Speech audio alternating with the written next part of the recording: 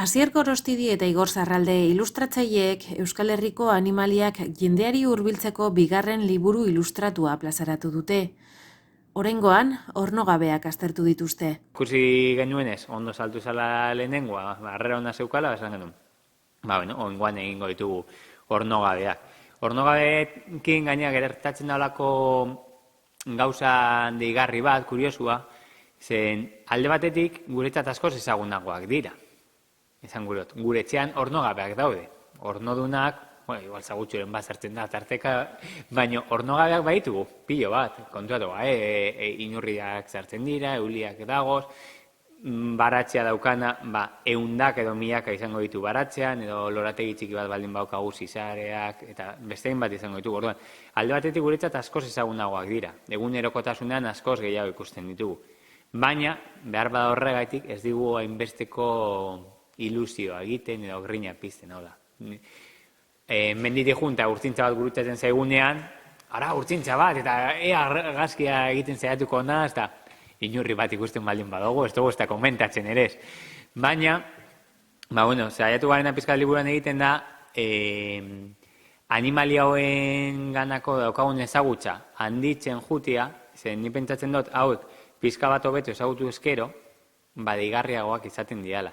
Eta ikasten dugunean bata bestetik bereizten edo bakoitzaren ezaugarri bereziak ikusten edo, horre sortzen duela baita ere gehiago ikasteko jakin mina hori eta beste alde batetik ikusten dugunean ilusio gehiago ere emoten digula. Erabil dugun tresnak pasan duten erabil dituen berdinak izan dira. Azkenean, akuarela eta arkarteko kolorez egin ditugu, eskuz guztia. Baina egia da, adibidez, animalia hauek diztira pila dauzkatela, ez? Da, diztira guztierik egiteko, tresna berri bat sartu dugu oso egokia izan dira, da, poligrafo txuri bat, kontakei bat baina. Bestela, iaia berdin ditugu.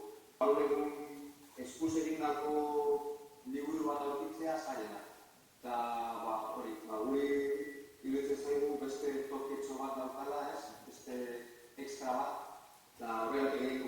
Nahiko mundu arrotza da jende gehienarentzat. Orduan ez genuen egin nahi askoz arrotzagoa, oso zientifiko, oso hotza, eta horrek atxerakada emotea.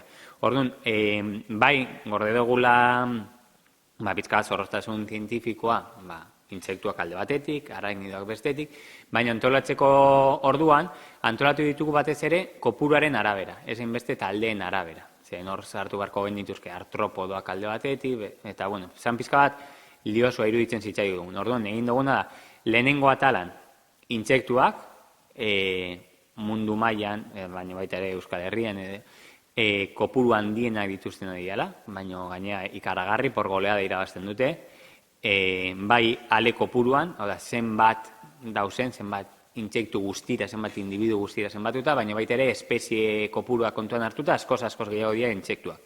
Gero asko dira ere aragnidoak, beraz, lehenengo atala, lehenengo kapituloa intsektuena da, bigarrena aragnidoena, eta hirugarren atalean sartu dugu pizka bat popurri, beste guztiak, hori bai, beste guztiak sartu ditugu, baina bakoitza bere horrian, bere tituloagaz, nik uste dut, argi geratzen dela, baina ez dela oso txaposua edo oso zientifiko lan atxerakada emoteko moduan geratzen.